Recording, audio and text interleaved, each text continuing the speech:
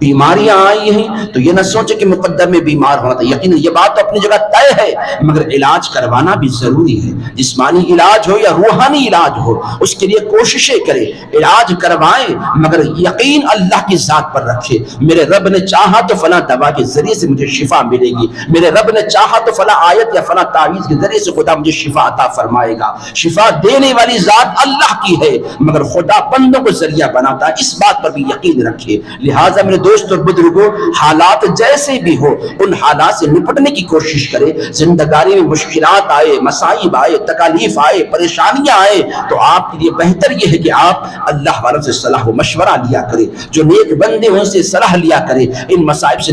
سرور کائنات آقا دو جہاں بھی بسا اوقات اہم معاملات میں سرور کائنات صحابہ کرام سے مشورہ لیا کرتے تھے، حالانکہ آقا کو کسی سے مشورہ لینے کی ضرورت نہیں ہے۔ سرور کائنات آقا دو جہاں صلی اللہ علیہ وسلم کی شان مقدسہ سے ایسی ہے، میرے آقا ارادہ فرماتے تو یقیناً خدا جل جلالہ ارادے کے مطابق سارے کاموں کو بنا ڈالے، مگر آقا دو جہاں صلی اللہ علیہ وسلم نے امت کو تعلیم دینے کے لیے بھی بسا اوقات اہم معاملات میں آقا نے مشورہ لیا، تاکہ امت کو یہ پیغام ملے، یہ درس ملے کہ تمہارے زندگانی میں کوئی اہم معاملات ہو تو اپنی عقل پر اعتبار نہ کرنا، بلکہ جو اچھے لوگ ہوں، جو سمجھدار ہوں، جو اہل اللہ ہوں، جو نیک ہوں، جو متقی ہو، ان سے اپنے معاملات کے متعلق صلاح و مشورہ لیا کرو۔ لہٰذا یہ تعلیم میرے آقا دو جہاں دے رہے ہیں۔ مصائب کے آنے پر، تکالیف کے آنے پر، مشکلوں کے آنے پر نہ شکریہ ادا کرنے کے بجائے صلاح و مشورہ لے، ان معاملات سے نپٹنے کی کوشش کرے۔ اور سب سے بہترین راستہ مصائب سے نکلنے کا، تکالیف سے بچنے کا، بیماریوں سے شفا پانے کا اگر کوئی ہے تو وہ اللہ کی بارگاہ میں گر گرانا ہے، اس کی بارگاہ میں سجدہ ریز ہو جانا ہے، اللہ کی بارگاہ میں دعائیں کرے۔ اسلاف نے یہی طریقہ بتلایا ہے، میرے مصطفیٰ نے یہی اصول بتلایا ہے۔ اگر تمہارے زندگانی میں مصائب دستک دینے لگے، پریشانیاں پر پریشانیاں آنے لگے، تکالیف پر تکالیف آنے لگے، ایک مصیبت ختم نہ ہو دوسری مصیبت دروازے پر دستک دینے لگے، ایک بیماری سے تمہیں شفا نہ ملے دوسری بیماری تمہارے دروازے پر دکھائی دینے لگے، ایک تکلیف سے تم نے نجات نہ پائی دوسری تکلیف تمہیں سامنے کھڑی دکھائی دینے لگے، تو ایسی صورت میں کیا کرنا ہے؟ سرکار دو عالم صلی اللہ علیہ وسلم نے کہا کہ تم دعاؤں کو اپنا وتیرہ بناؤ، دعاؤں کے ذریعے سے آئی ہوئی مشکلوں کو حل کرنے کی کوشش کرو، دعاؤں کے ذریعے سے مصائب سے نپٹنے کی کوشش کرو، دعاؤں کے ذریعے سے حالات کو بدلنے کی کوشش کرو۔ کیا ہم نہیں دیکھتے میرے دوستوں اور بزرگوں، جب کبھی میرے دوستوں اور بزرگ گھر میں اگر بچہ رو رہا ہوتا ہے، ہمارے گھر کا کوئی چھوٹا سا بچہ بس اوقات کسی چیز کی ضد کرتا ہے، کسی چیز کو ماں سے مانگ رہا ہوتا ہے، ماں بس اوقات بچے کو وہ شے عطا کر دیتی ہے یا بس اوقات ڈانٹ کر بھگا دیتی ہے، مگر جو چھوٹا سا بچہ ہوتا ہے اپنی ضد پر اڑا رہا کرتا ہے اور بار بار وہی شے طلب کر رہا ہوتا ہے، مانگ رہا ہوتا ہے، ماں غصے سے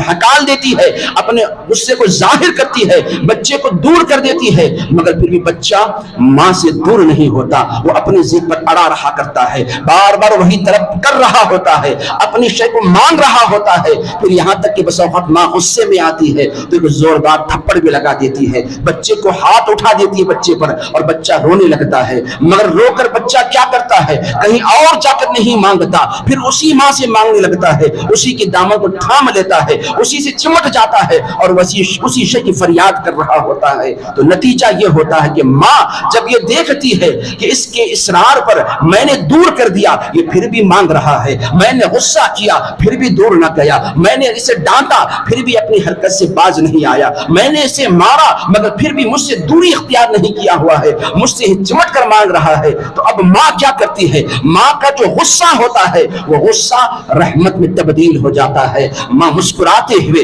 اپنے بچے کو جو مانگ رہا ہوتا ہے کبھی وہ بھی دیتی ہے کبھی اس کے سوا بھی عطا کر دیتی ہے۔ یہی معاملہ میرے دوست اور بزرگوں بندے اور خدا کا ہوتا ہے، خدا تو بندوں سے 70 ماہ سے بڑھ کر محبت کرتا ہے۔ انسان کی زندگانی میں اگر مشکلیں دستک دینے لگے، مصائب پر مصائب آنے لگے، تکالیف پر تکالیف آنے لگے، ایک مشکل ختم نہ ہو دوسری مشکل آنے لگے، تو بندے کو چاہیے وہ اللہ کی ذات سے مایوس نہ ہو، نہ امید نہ ہو، اللہ جل اطاعت سے فرما برداری سے منہ نہ موڑے۔ مشکلیں آ رہی ہیں تب بھی سجدہ کرتا رہے، پریشانیاں آ رہی ہیں تب بھی خدا سے مانگتا رہے، رہے، تکالیف پر تکالیف ہو رہے ہیں، یقیناً اللہ کی بارگاہ میں سر کو جھکاتا رہے، رب دیکھے گا میں مشکلوں پر مشکلیں دے رہا ہوں، تکالیف پر تکالیف دے رہا ہوں، اس کی صحت کو بیماری سے بدل رہا ہوں، اس کی مالداری کو غربت سے تبدیل کر رہا ہوں، اس کی عزت و سرخروئی کو بدنامی سے تبدیل کر رہا ہوں، مگر میرا بندہ مجھ سے لو لگائے ہوئے ہے، میرا بندہ پھر بھی میرے در سے جڑا ہوا ہے،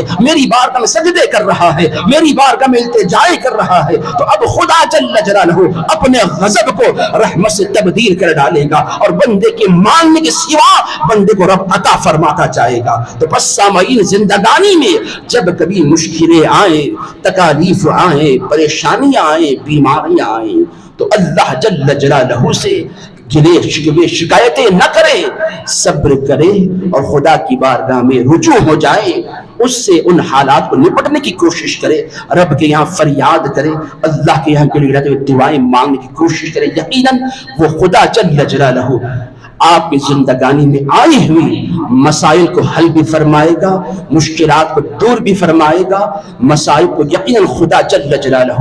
بدل پہ ڈالے گا۔ میرے دوست اور بزرگوں، ایک